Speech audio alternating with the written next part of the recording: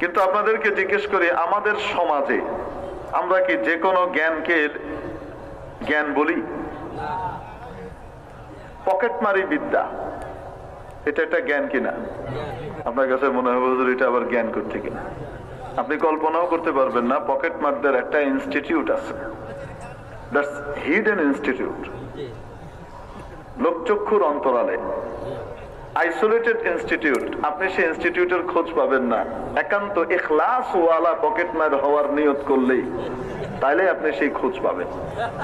কোথায় আছে আপনাকে সেটার একটু জায়গা বলে দিই। কমলাপুরের কাছে, ঢাকাতে আছে।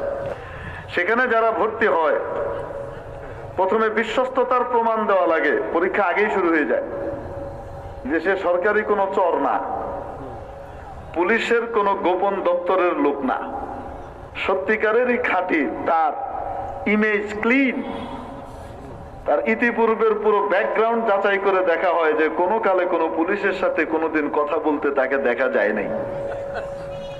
এই জাতীয় সবকিছুর ছাড়পত্র পাওয়ার পরে তাকে সেখানে ভর্তির অনুমতি দেওয়া হয়। ভর্তি হওয়ার পরে আপনি মনে করছেন যে আমি ঠাট্টা করছি, মোটেও না, মোটেও না, একদম বাস্তব তথ্য। ভর্তি হওয়ার পরে তাকে অনেক পড়ালেখা করা লাগে, তাকে হিউম্যান সাইকোলজির উপরে পড়ানো হয়, মানুষের চিন্তা চেতনার মতি গতি, কার কোন দিকে ঘুরে, কিভাবে ঘুরে, কখন কার ভাবনা কিরকম হবে, শুধু চেহারা দেখেই, তার বডি ল্যাঙ্গুয়েজ দেখেই তার মনের চেতনা অনুভব করতে হবে এখন এই লোকটা কি অবস্থায় আছে, কোন পজিশনে পকেটমারি করাটা নিরাপদ, আর কোন সময় পকেটমারি করা মোস্ট ডেঞ্জারাস। এগুলো তাকে পড়ানো হয়, শেখানো হয়, এগুলো থিওরিক্যালের, সে শিখে।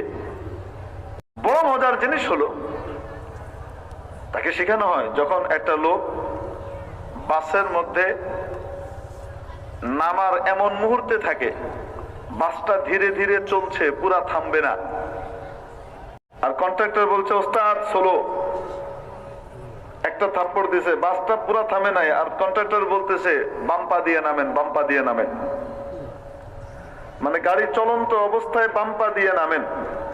এই অবস্থায় একটা মানুষের অ্যাটেনশন টোটালি তার পকেট থেকে ছুটে গিয়ে পুরা তার শরীরের দিকে, ঠ্যাং বাঁচানোর দিকে থাকে, যে আমার পা বাঁচাইতে হবে, শরীর বাঁচাইতে হবে, গাড়ির তলায় পড়া যাবে না।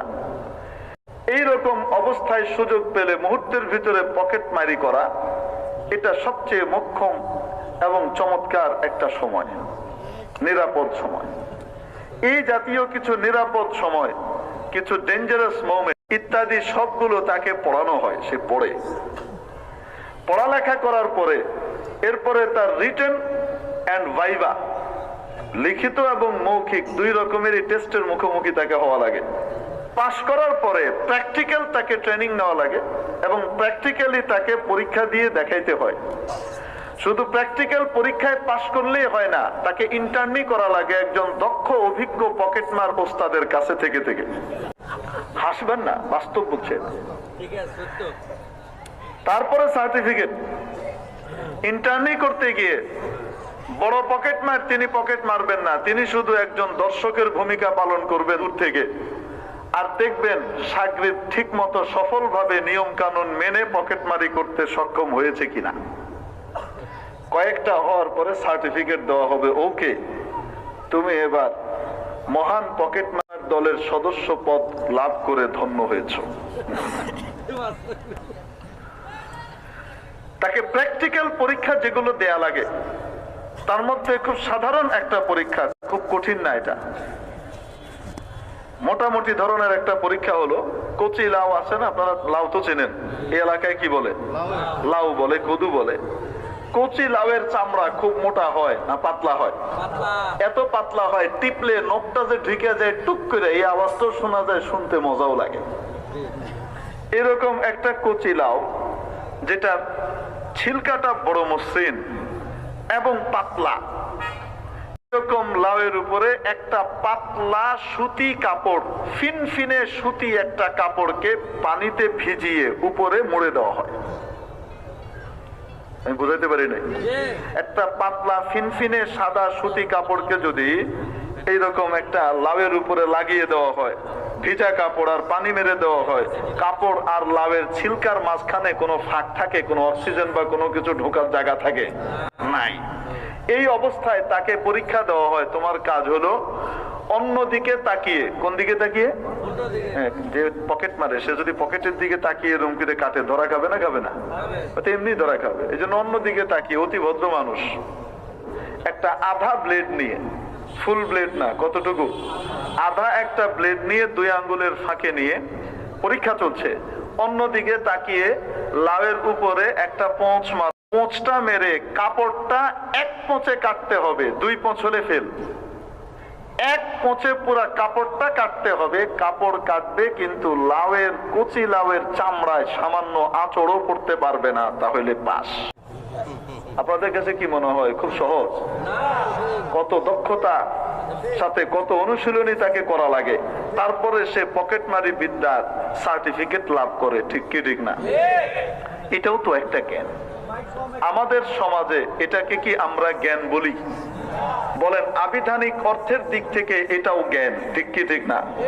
আবিধানিক অর্থের দিক থেকে আরবি শব্দ বললে এটাও ইলম। কিন্তু এইরকম জ্ঞানকে আমরা কি আমাদের সমাজে ইলম বলি? আমাদের সমাজে আমরা আবিধানিক ব্যাপক অর্থকে একটু সংকুচিত করে তারপরে একটা অর্থ তৈরি করেছি। সমাজে আমরা ওই বিদ্যাকে জ্ঞান বলি যেই বিদ্যা দ্বারা মানুষের অপকার হয় না, উপকার হয়, ঠিক কি ঠিক না? মেডিকেল সায়েন্স, ইঞ্জিনিয়ারিং, প্রকৌশল বিদ্যা থেকে শুরু করে যত জ্ঞান আছে এগুলোকে আমরা জ্ঞান বলি। পকেটমারি বিদ্যাকে জ্ঞান বলি না, কারণ ওটা ক্ষতিকর, উপকারী নয়, ঠিক কি ঠিক না? কিন্তু আবিধানিক অর্থের দিক থেকে ওটাকেও জ্ঞান বলার সুযোগ আছে। প্রিয় উপস্থিতি, আমাদের সমাজের যদি এরকম আবিধানিক অর্থকে পরিহার করে ব্যাপক অর্থ বাদ দিয়ে এটাকে সংকুচিত করে একটা পরিভাষা তৈরি করার অধিকার থাকে, আমি জিজ্ঞেস করি, যেই আল্লাহ ভাষা তৈরি করেছেন সেই আল্লাহ তার কোরআন এবং নবীর হাদিসের ভিতরে ইলম শব্দের আবিধানিক ব্যাপক অর্থকে পরিহার করে তার দৃষ্টিতে একটি বিশেষ অর্থকে, পরিভাষার একটি বিশেষ অর্থকে গ্রহণ করার সুযোগ আর অধিকার আল্লাহ আপনার রসুলের আছে না নাই?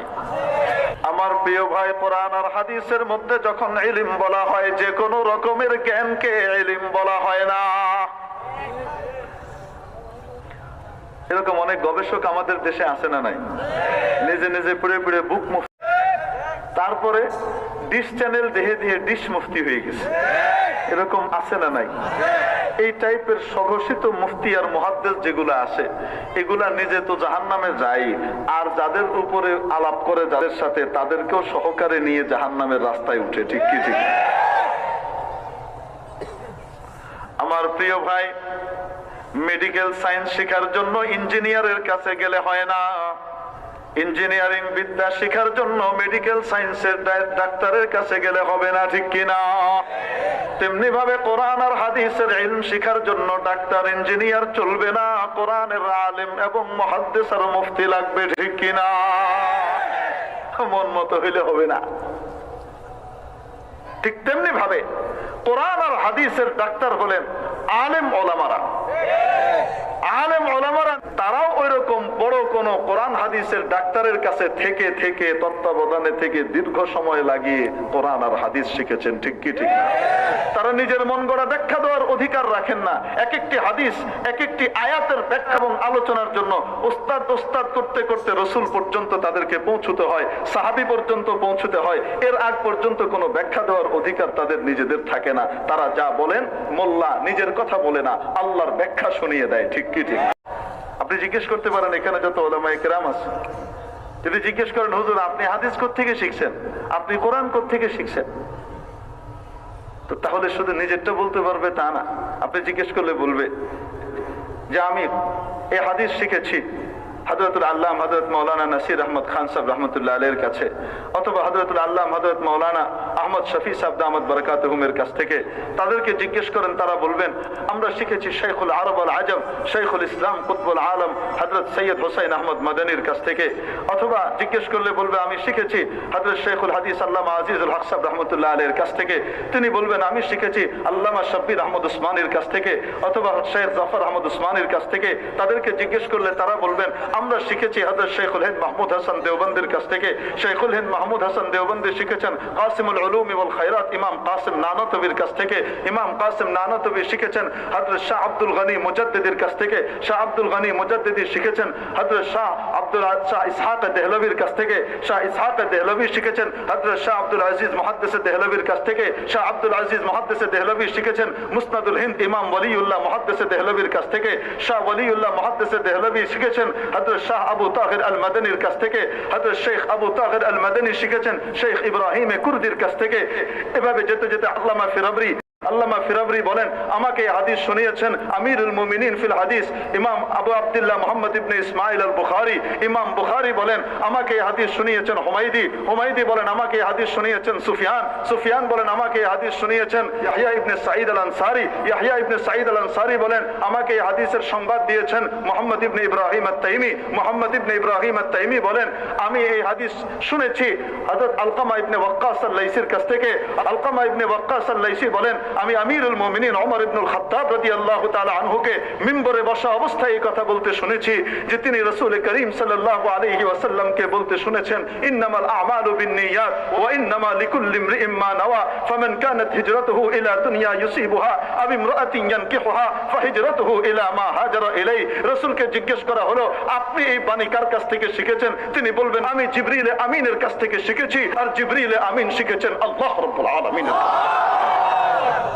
এর জন্য কোরআন আর হাদিসের ব্যাখ্যা আমি ইন্টারনেট থেকে আমি এখান থেকে ওখান থেকে পড়ে যদি ব্যাখ্যা দেই, যতই জ্ঞানী হই না কেন আমি মানুষকে শেষ পর্যন্ত জাহান্নামের গর্তেই নিক্ষেপ করব। ঠিক কি?